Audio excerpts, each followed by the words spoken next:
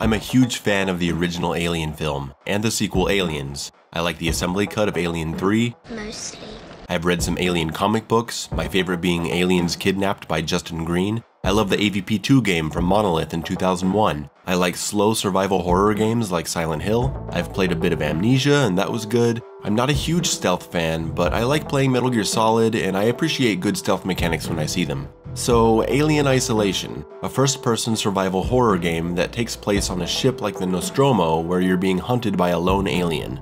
As is my usual style of reviewing things, I'll walk you through the player experience. The beginning of the game is good. It's nice walking around areas that look like they're from the first movie. They've authentically recreated the aesthetic of the first film. There's some consoles here where you can read company emails and supply lists and all that. You can take a shower. You meet a couple stock characters that just kinda open and close their mouths like open world NPCs from 15 years ago. And we find the ship we've been looking for, the Sevastopol, which found the Nostromo's flight recorder from the first Alien movie. And Amanda Ripley wants to know what happened to her mother. That's good character motivation. It's a fine setup. I'm into it. So we board the ship, but things go wrong and Amanda gets separated, and now she's on her own. These introductory areas are creepy and give you the feeling that this place really is dead. You find flares to illuminate your path. When you get up the stairs, you find a console and now you have to restore power to the shutter. To the left, we select the power lever with the E key and we're prompted to press E again. Not once, but repeatedly. And then again. And then again.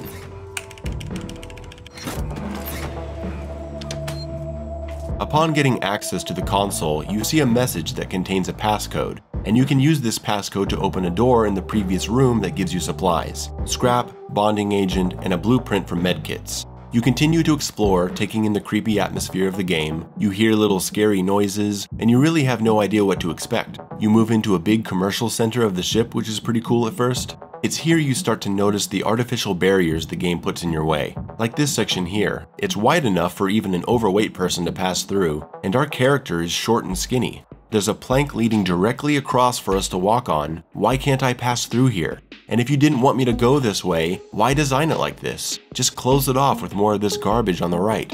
So instead of walking across this obvious path, we go all the way back and around, up the stairs, across the top area, down the other stairs, and into the arcade where we find another power lever, requiring us to mash the E key repeatedly 3 times.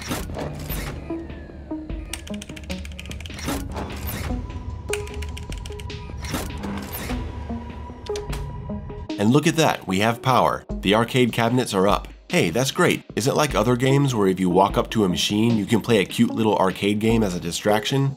No? Of course not. I like this lighting here, really draws your attention to the room. Something passes in front of the light? Spooky. You go in and check it out. Play a tape recorder and then spot another console. Alright, I'm quickly finding myself uninterested in these consoles, but there's gotta be something important here. Why else would they be here? Let's not dismiss it, let's give it a sincere chance.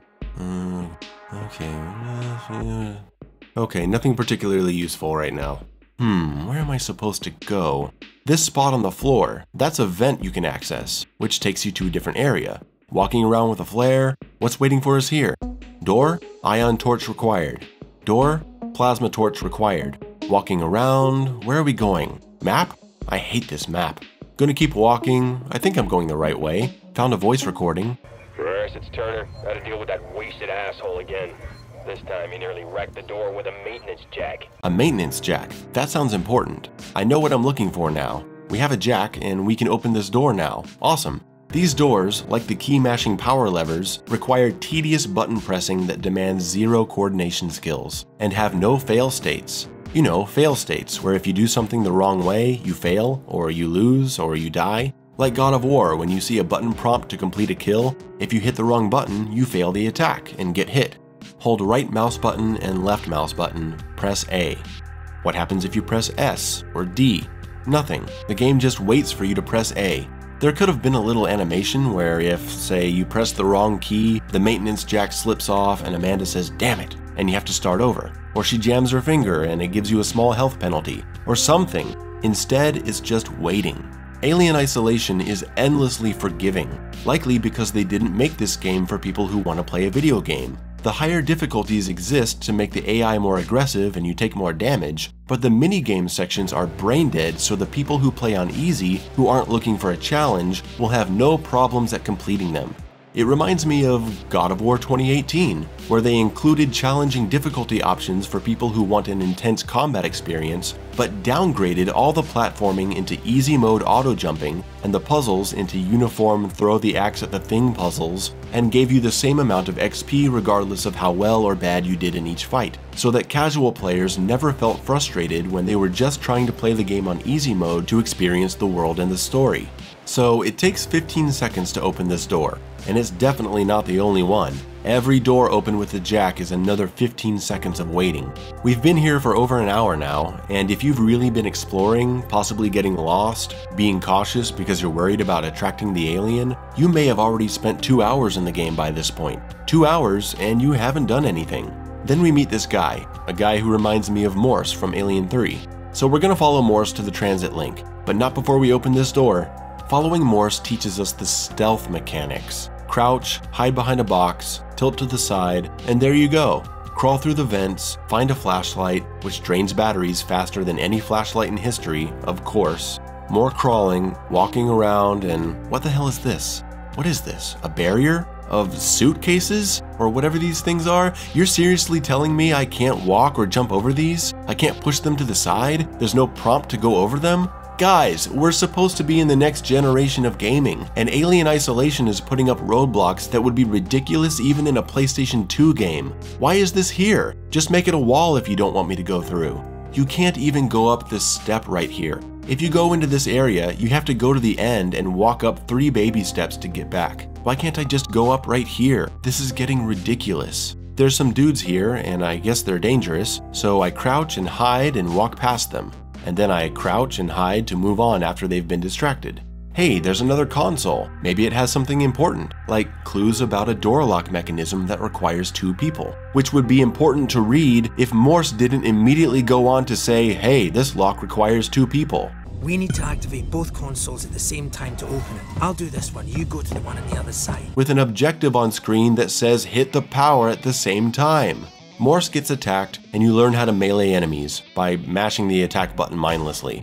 You can't guard against attacks, you don't target different parts of the body, no light or heavy attacks, no charge attack, you can't throw the jack at someone and pick it back up. Nope, just swing wildly until they're dead. You might be wondering, where is the alien in all this? You seriously go 2 or more hours without seeing the alien. He finally makes an appearance here, or his tail does, then you run to the transit station. I actually like this part a lot. It's tense. You feel like the alien might just pop out at any moment.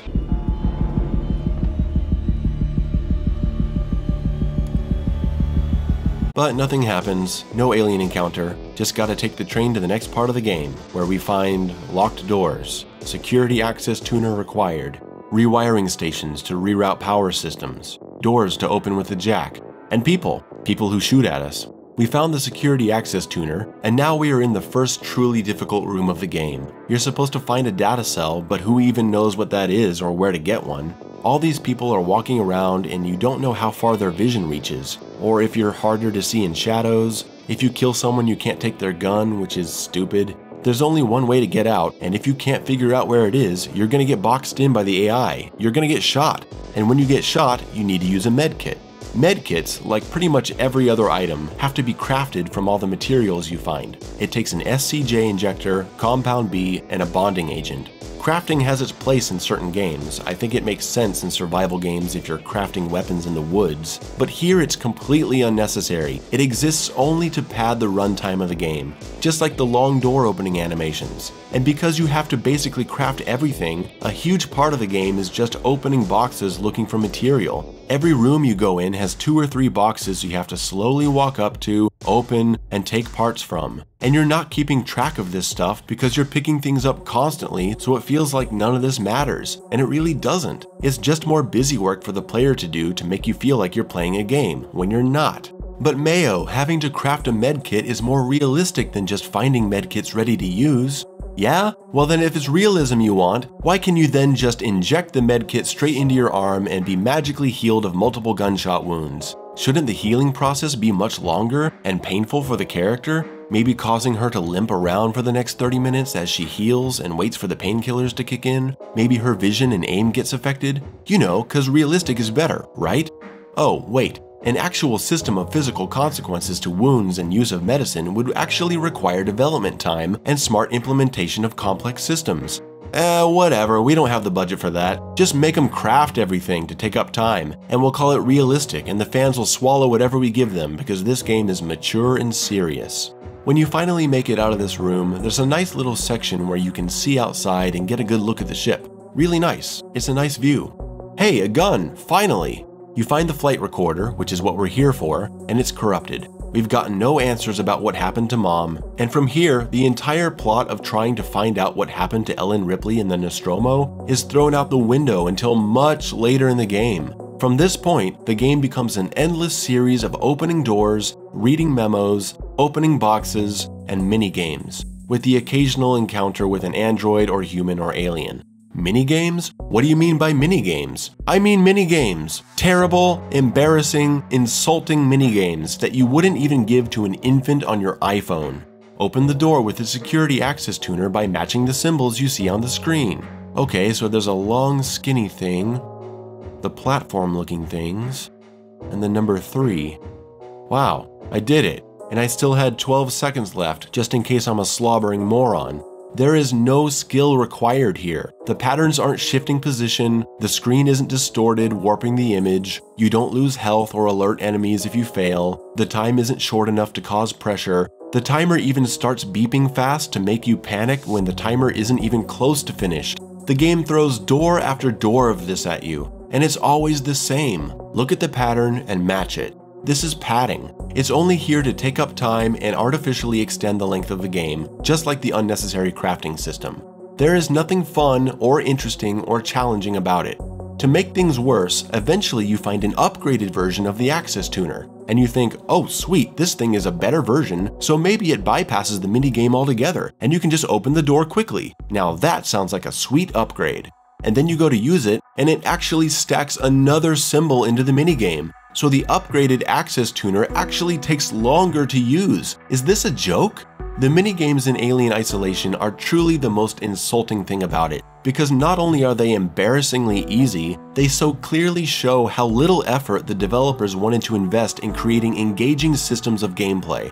Hold the right and left mouse buttons and press A. Hold the right mouse button and press S. Press E repeatedly for 6 seconds. Click the button to make the slider stop in the colored space. You can do it, come on. You did it. Press enter when the number is between the lines. Press the direction we tell you to press and then press enter. Press enter when the first circle is as big as the second circle. Move the arrow 3 spaces to the right to make the top numbers the same as the bottom numbers. This can't be real. This isn't gameplay. If I hold up my left hand and show you a picture of a strawberry, and then I hold up my right hand and show you 3 pictures, a banana, a strawberry, and an apple, and I say, pick the picture that matches the strawberry, and you pick the strawberry and I say, you win! Where's the challenge in that? And if I asked you to do it every time you wanted to enter a new room in a video game, wouldn't you accuse me of wasting your time and trying to artificially extend the experience? Bro. You can't open that door, kid. Why? First, I need to test your brain. What is this? A strawberry? Which of these pictures looks like a strawberry? That one. When you're not completing minigames to open doors, you're restoring power to open doors, accessing consoles to open doors, finding keycards, finding ways around locked doors. The door opening mechanisms don't get any more complex. They never eventually become advanced and challenging. So you can't even say that these early baby mode puzzles are preparing you and building up your skills for future levels. They all just suck. You do the same dumb match the prompt minigames from here to the end of the game, where you're detonating a huge reactor 20 hours into the game and you're asked to press the down key until the number line hits the bottom. Twice! Wow, I feel so smart. Reroute the power to the door access. Open boxes. Walk down corridors. Torch required. Keycard required. Keycard required. Keycard required. Door locked. Read a memo. Got a motion detector, which is great, very alien. Remove brace. Walk around. Craft something. Pull a lever. Beat the minigame to open the door. Open a box. Crawl through a vent. The androids are going crazy, that seems like a problem. Gonna sneak in this room and check it out. There's a crazy android over there, and there's a console here. And what better time than now to discuss the consoles? These things are the biggest inconvenience. They're full of boring filler. I don't want to read these things every time I see one, so why don't I just ignore them? Well, the game makes it very clear from the first few consoles that these things can contain passcodes to open supply areas, or important instructions for solving puzzles. Sometimes they have a utility function and can open doors or start systems. And while maybe only 5% of these things contain useful information, the game has intentionally created a paranoia about skipping them. Every time you pass by one, you go through the process of, man, I really don't want to stop and look at that console, but fuck, maybe there's something important on it. Let me see here. Nope, god damn it, another waste of time. And here I am, compulsively checking this console in a room where there's a killer android nearby, making sure he's off the motion detector to give myself just enough time to check out the console and maybe get a passcode or something. Nope, there's nothing here, of course not. Passcodes are almost always in the same room as the lock. That's how you know the people who made this game had absolutely no idea how to design exploration in a video game. Hey, this door has a keypad on it. The computer. Yup, there's the passcode. Now I can open the door. Mom, I did it! I'm such a good explorer! Sometimes the code and the keypad are located on the same console. Most of these consoles contain really boring memos of personal and business drama. Some of them seem like they're placed explicitly to waste your time. The final consoles of the game finally have some interesting story moments about the ship that found the Nostromo flight recorder having an infected person on board, and bartering with the Sevastopol so they can come aboard. This stuff should have been in the early parts of the game and built upon, not revealed at the end of 15 hours of boring memos. Sometimes these things are actually locked, forcing you to do a stupid minigame, so there's gotta be something useful in here, right? No? Turn off the camera feed. Access external comms link. Sorry, it doesn't work. You're gonna have to look for another terminal. What is this? What am I playing? 3 hours of this crap? Opening doors and sneaking around androids? The androids are alright. They're deadly, kinda spooky. I like that they catch your melee weapon and mess you up. They take a good amount of bullets to take down. You definitely want to avoid them. Oh no, an android saw me. Quick, hide in that locker.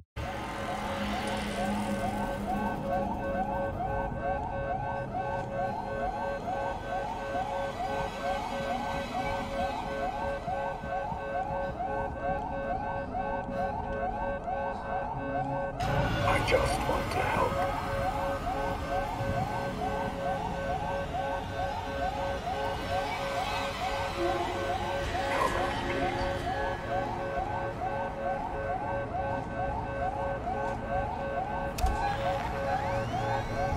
I will find you there.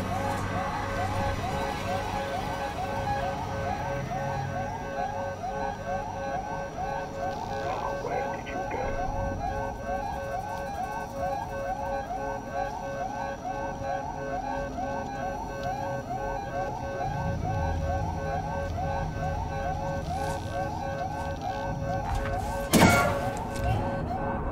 Wasn't that exciting? So far, more than 3 hours into the game, our stealth options consist of crouch and hide behind something, or hide in a locker and wait.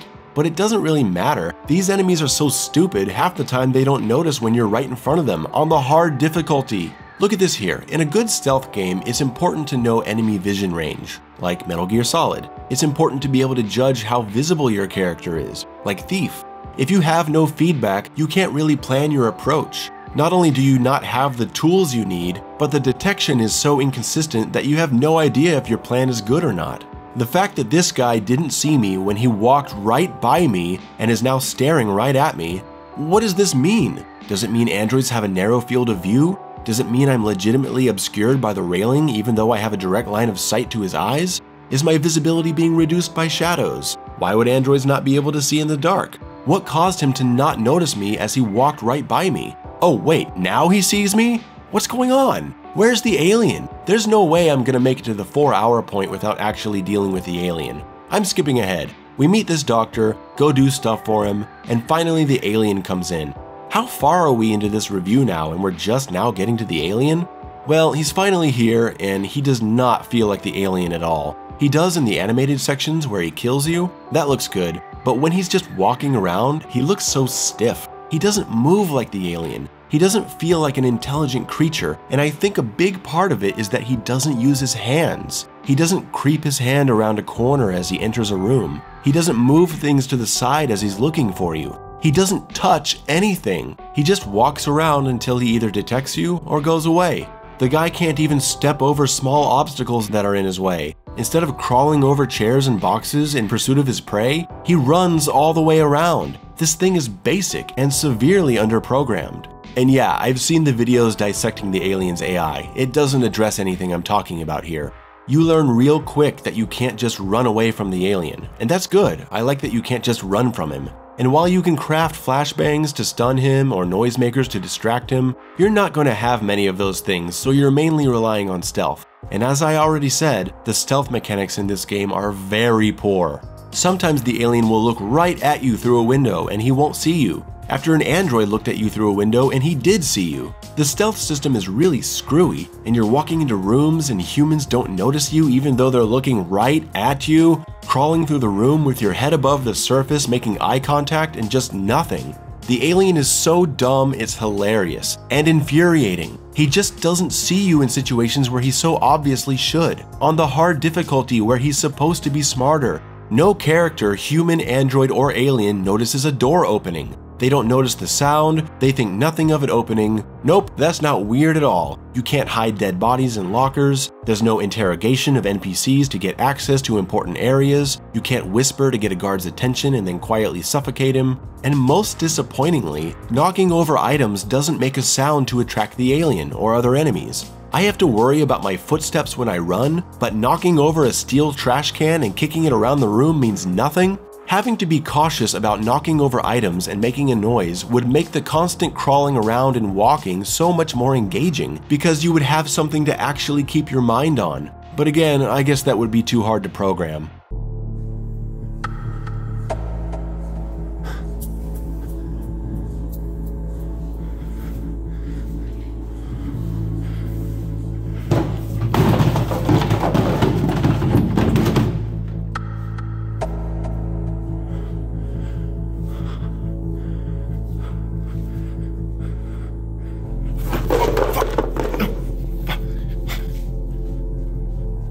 Hear something.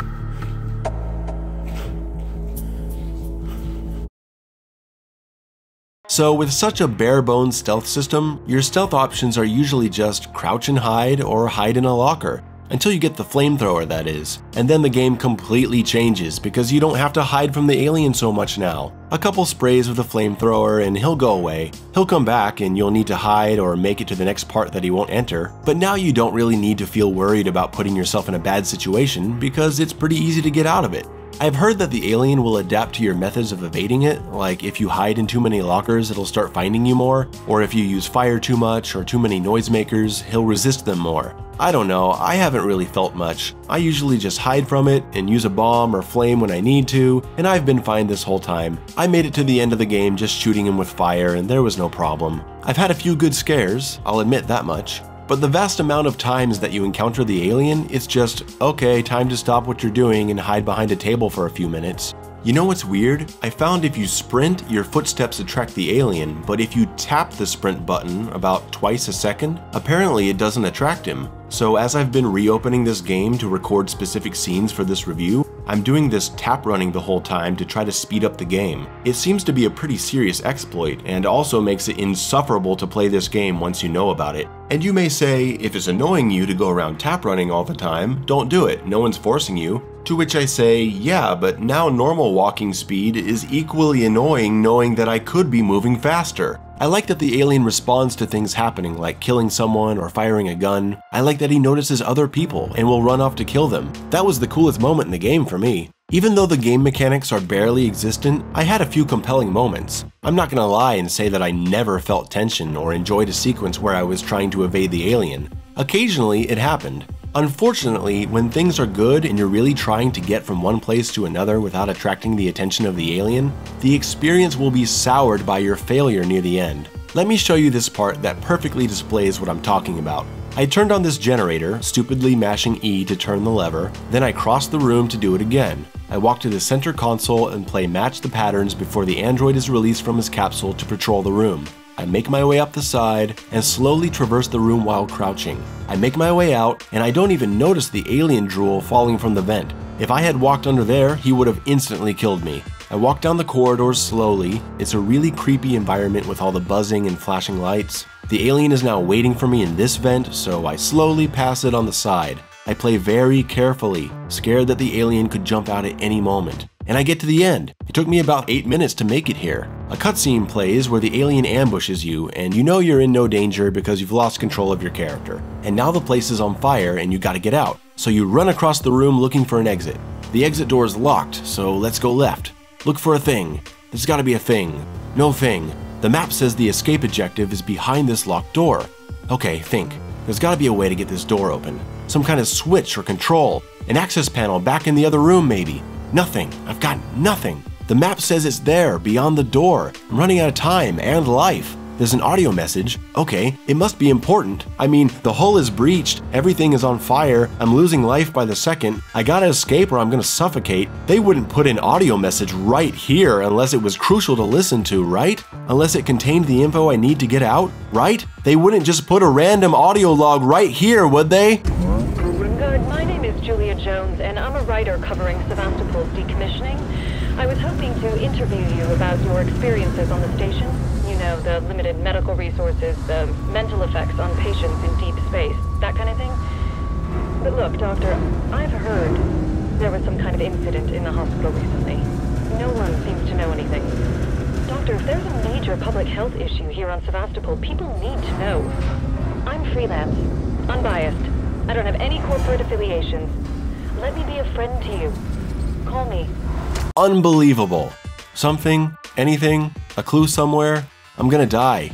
And upon my death, I suddenly realize I have to do the generator part again. Mashing E 6 times, completing the minigame, avoiding the android, and crawling down the corridor again. A section I'd previously enjoyed has instantly been turned into a tedious chore just so I can get back to the explosion room and figure out what I did wrong there. I'm pissed off now, so I start rushing it because I just want to get back to where I was. And I'm getting careless, walking under vents and dying, going back to the damn generators again. Each one takes 8 seconds of key mashing and watching animations. And this dumbass minigame. And I gotta move through this corridor that's not scary anymore. I just want to be done with it. I was already done with it. Thank God I realized after a few times that I could save the game again if I waited enough time to let the save station recharge. So I saved the game again after activating the generators on the console. But I don't want to tell you how long I was in this section. It's shameful. I was so impatient, not just because I was angry and getting angrier with every repeated mashing of the E button to start up these generators, but because I was bored. I was so fucking bored. None of this is fun. I get back to the room, the bomb goes off, and what do you know? You're not supposed to follow the objective on your map. You're not supposed to open that door. You're supposed to run towards the fire and climb onto this ladder. Of course, why wouldn't I think to do that? It's not like the objective that says escape is placed on the other side of a locked door in a game that's primarily about figuring out how to unlock doors. Well, I figured it out, guys. I climbed the ladder. Or rather, I watched Amanda climb the ladder, and I periodically mashed the E key to watch her continue to climb the ladder, while scripted animations play that have zero effect on my success. That was the end of my first day playing Alien Isolation. I didn't want to play anything after that. Not even Doom. I felt irritated just being in my room. The air tasted bitter, food lost its flavor, alcohol had no effect on my senses. I had become totally numb. I needed a break, so I came back to the game a few days later, this time on stream at my Twitch channel, and the next footage comes from that. Hey, there's dead bodies here. So are the bad guys here? Or are they good guys who just killed the bad guys? How would I know? Can I talk to this guy? Oh, he pulled a gun on me.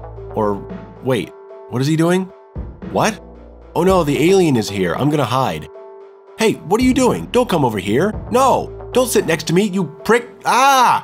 How about this riveting moment where you go into this big room, enter a vent to explore for hidden areas, go down a long, boring tunnel, which will be worth it if we find something good, and then you exit in the same room you entered from. Amazing! You meet some friendly people after a while, like 7 or 8 hours in, and you find a torch to cut through barriers. And if you thought this might require some skill, what kind of game do you think this is? Just hold the arrow key in the direction you want to cut. You don't need to keep your hand steady, judge the size of the cut, you can't accidentally cut in the wrong direction. No way for you, our intelligent player, to possibly screw this up. Unless the game bugs out and we just keep cutting in circles. There is that. It takes 43 seconds to cut through access panels. And I guess it's realistic that it takes a long time, but there's nothing interesting about it because you have no control. You're just waiting.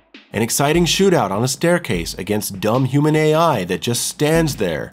Awesome. Some more humans. Okay, we're gonna throw a flashbang to create an opening, and we're going in. Die, you bastards, die! Don't attack allies or civilians.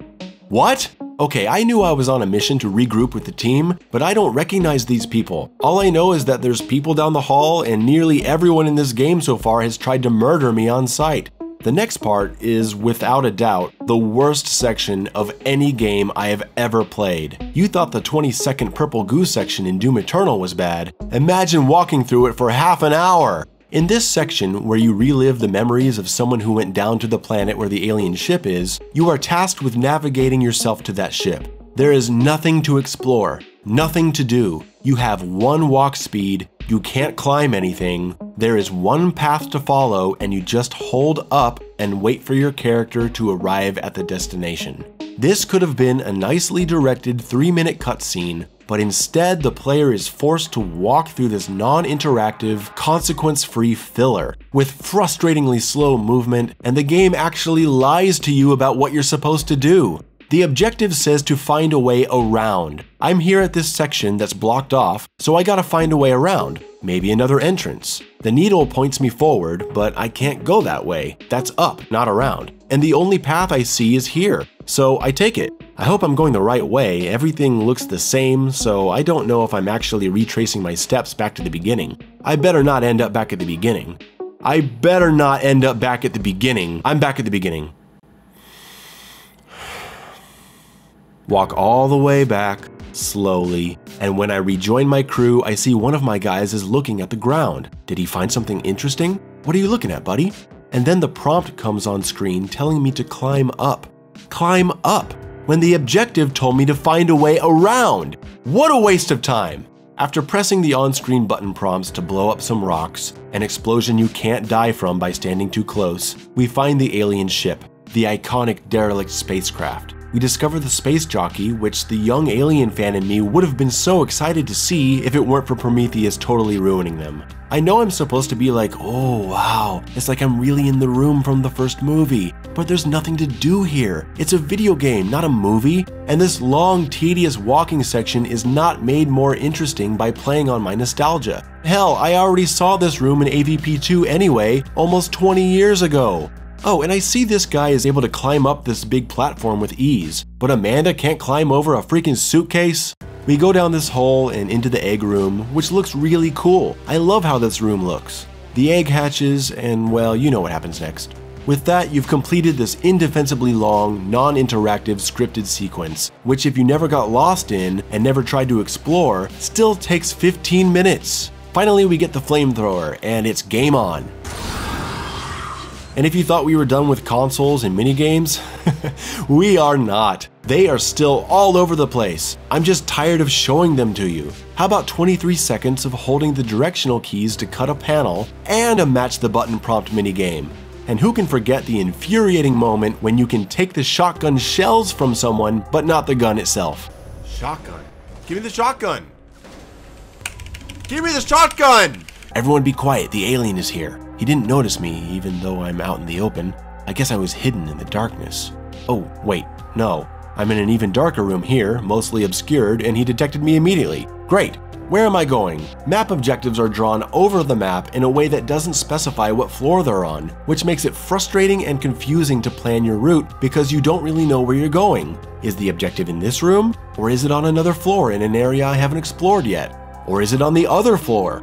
Trigger the analysis lab breaker switch. It's to the left of the ladder. No, it's on the ladder. No, it's not? Was it up the ladder? No, it's to the left of the ladder again. What's going on? Initialize the distribution conduit. I initialize it on the console and call out the service bot, but the objective hasn't been completed. The bot just stands there at the console, and I'm thinking maybe the game is glitched. I mean, it's happened before. And every time I get close to the android, who isn't attacking me, scary music plays. Why? I initialized it. Initialize the distribution conduit. I did that. I initialized it. Hey, are you initializing? Whoa, what's with the music? What? What? What was the music for? What the hell's going on? Are you initializing the distribution conduit? You better do it. When I get close to you, music plays. See, I gotta get far from you. Dude, have you started the distribution conduit yet? Have you...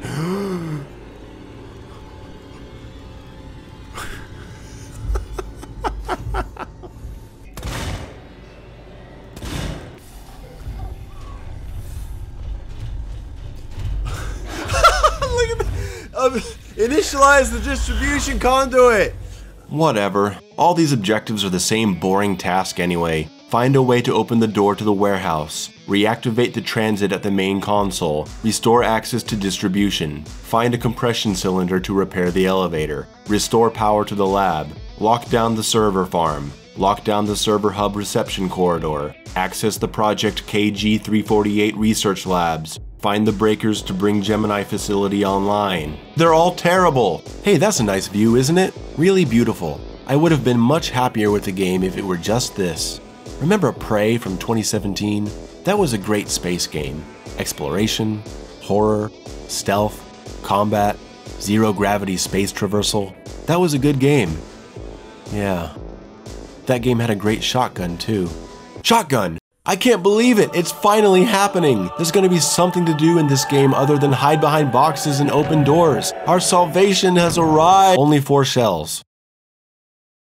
You get to this section where you see some people and one of them starts shooting at you, and you think, hell yeah, let's do this. I'm gonna find my way around to you, and I'm gonna blast you with my new shotgun. You make your way through these creepy back areas, complete a few more mini-games to open doors, and you pull out that shotgun with every door you go through because you're ready to kill these guys. Mash the E key to restore the power. Hey, it's been a while since we had to do that one. And then you open a door and there's a blinding light in front of you and figures in front of you in the exact place where someone was shooting at you before. So you start blasting. And then you're punished for killing civilians. It is inexcusable for a game to wait 12 hours to give you a shotgun and then put you in front of characters that you're not allowed to shoot. What were they thinking with this? You get past this part and now you're in a labyrinth section where the exit is locked and you have to find your way around a map that doesn't make sense, where some unmarked doors open and some don't, and it's so easy to get lost. I've had enough. I've had enough of this. I'm done. Turns out this dead-end hallway here has a door in the wall that is totally unnoticeable. Great! I was gonna quit here and never come back, but now I have a reason to go on. To go on and find stuff like poorly placed audio triggers that cause 2 people to talk at once, giving me a serious headache. Acid strip lower habitation just stopped in their tracks. They brought something about a hazard containment order, tried to get into my control booth, and then just marched off. Ricardo, I always conduit's complain offline about for now. those spooky bastards, but now I've got looks like you can get to the access to the turbine shaft. I've got a meeting with your boss Spedding tomorrow. There'll be an emergency shut-off nearby, but it won't stay off forever. You have to get inside. And allow me to present to you the greatest high-stakes puzzle section I've ever seen. Samuels, my android friend, is in danger because of the power system or something, and I have to disconnect the power cables to save him. It's really tense, and you get the feeling that you gotta work fast to save your friend. There are 5 power cables in the room, going around the room in a circle, each with a different color. And they have to be disconnected in a very specific order, or Samuels is gonna die. And Samuels is gonna give us instructions on which one to disconnect first. He tells you to start with the red cable, right here at the end of the room. Then he tells you the next color, and it's the cable that's right next to it. And as you look around the room and see how all these cables go in a circle, you start thinking, no way, there's no possible way that the solution is just disconnect the cables in order going around the room. Not possible. But that's what it is. You just disconnect them in sequential order around the room. The solution to the life-saving puzzle is 1, 2, 3, 4, 5. And when I solved this puzzle, I just had to sit back and laugh. Look, it's not all bad. I like this section here in the dark where you're hiding from a droid avoiding the security cameras. That was cool. The game tries to throw a little more action your way, which is appreciated. I wish it were more satisfying to shoot things though. It's better to just throw down an EMP and whack everything in the room like a maniac. There's actually a long section where the alien disappears and it's kinda nice, because you can run around freely again. All you have to do is avoid the stupid droids, which are slow and easy to lose. And you can just run around trying to get the game over with as quickly as possible. You make your way down to the reactor core and shoot some droids, one shot to the head with the bolt gun, bam. What a challenge. You go all the way down and discover the alien nest, which is awesome. I wish something like this had happened 10 hours ago and took up like half the game. All the missing people from the ship are here, cocooned corpses. These poor people, this is such a sad scene. Hey, what do you have on you? What do you have on you? Give me all your stuff. Is this really the tone we should be setting? Amanda going into this place and immediately looting everyone's corpse? You shouldn't be able to do that.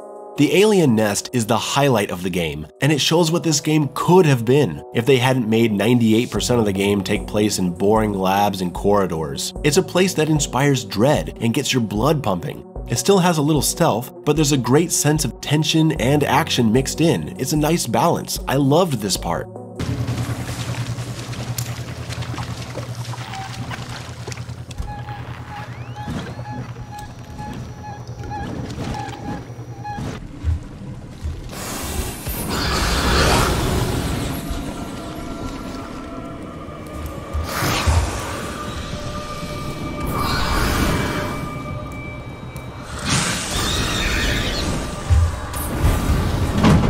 Sadly, the nest is way too short. You're back at the reactor core, one-shotting droids in a conga line, because these beings apparently aren't even smart enough to react to someone pointing a bolt gun at their head. And now you've got to overload the reactor core in this epic moment by passing the ultimate test. It's a marathon of minigames! Hold the mouse buttons and press S. Press the direction keys when you see the numbers. Move the arrow keys to match the numbers. Do it all again. Press down to put the number line at the bottom. We did it, guys, we did it.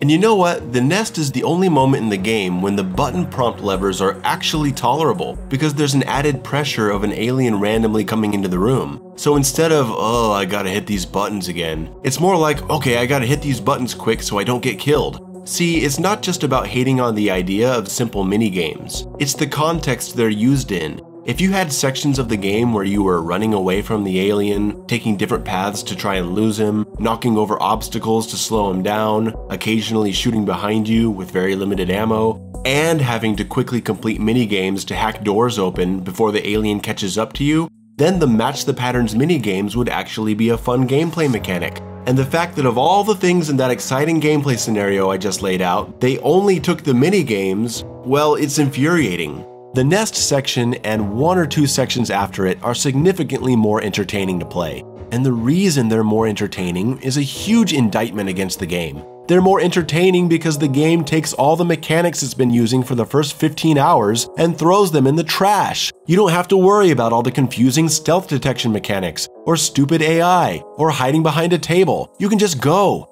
If you're running a Traxan alien, just burn him. If a droid sees you, bolt him in the head. If you run into a soldier, shotgun him in the chest. Alien Isolation kinda morphs into a passable action game for a couple of its final chapters. An action game that would be awful on its own, but is much appreciated after having to deal with its terrible stealth and survival mechanics. And it's not that I didn't want there to be stealth in this game. You can still pass these later sections by using stealth, but why would you want to? I have no problem with slow-paced games forcing you into a stealth strategy for the whole game. It's just that the stealth in this game is bad, and it's wonderful when you can finally just ignore all of it. There's a couple really cool moments in these last chapters. I got a good scare out of this clever illusion. That's good. These things play with your mind to make you think for a moment that an alien is there. The original movies did that sometimes, like this scene where Ripley is in the escape pod and the tubes look like the alien's head. In the 2010 Aliens vs. Predator, there's this pipe section in a vent that looks like an alien. So yeah, credit where credit is due. I love this thing. I even like this section where you walk out into space to align the satellite.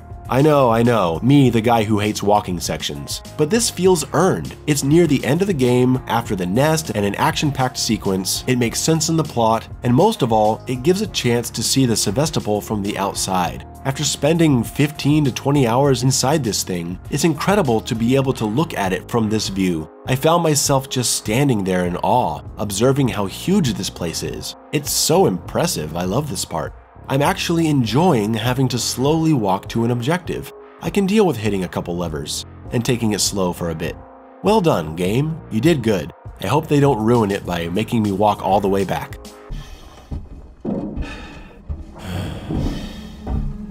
There's this really sad moment where you have to play mini-games in a moment of crisis. My friend is standing there in front of an unstable fusion reactor, waiting for me to complete the mini-games, and it doesn't matter if I just stand here taking my sweet-ass time. It's fine, the explosion will wait for me. Wouldn't want to demand too much of the player. You fall through the floor in one section and end up being cocooned to become host for a new alien. And when you wake up, you just break out. Amanda Ripley just pulls her arms out of the cocoon and escapes. Wow, that was easy. Hey, why didn't you do that? Or you? Or you? Or you? Just break out of it. Amanda Ripley did it. Why are you staying in the cocoon, you idiot? Yeah, look at you, idiot. You should have broken out of the cocoon, like I did. Ugh, I thought this was supposed to be a game that respected the Alien franchise. Then you get to the end of the game, and in a game that has so little gameplay, a game filled with long, slow, boring walking sections and mini-games, how else could they end it but by having you slowly walk out to the detonation console, pulling levers, and inserting keycards? The last 8 minutes of the game involve no gameplay at all. You watch Amanda activate the cylinders from the first Alien movie, which was a great scene in the movie. The aliens ambush her, she flies off the platform as it explodes. You get back on your original ship, make your way to the bridge, and discover there's another alien on board. And so the developers can get in one last insult. You have to complete another button prompt sequence. Press down.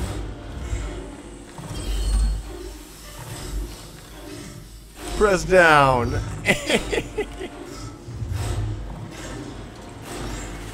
Press left. Press right.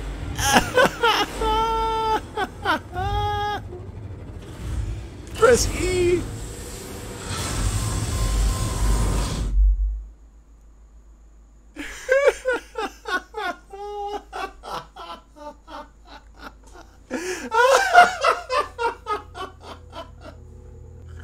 Oh my god, you beat the game by pressing down, down, down, left, right, E.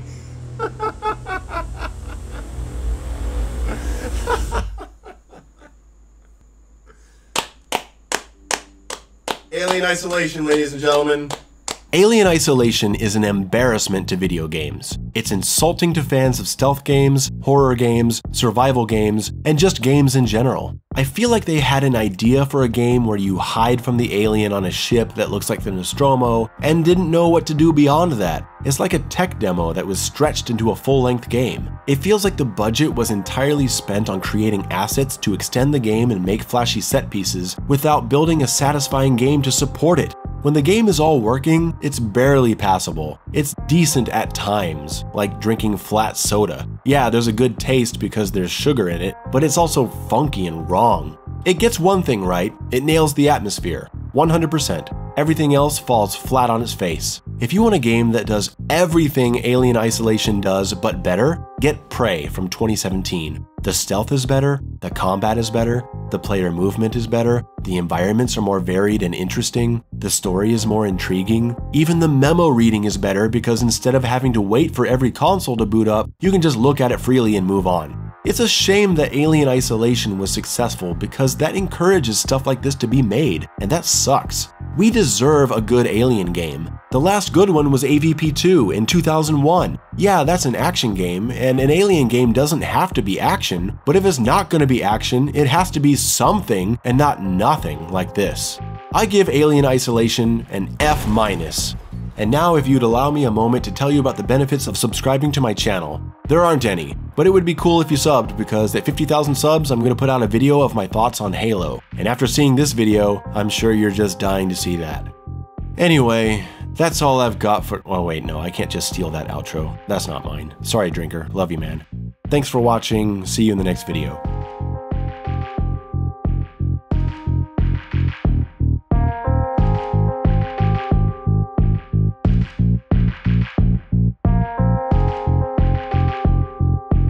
What is this? A strawberry? Which of these pictures looks like the strawberry?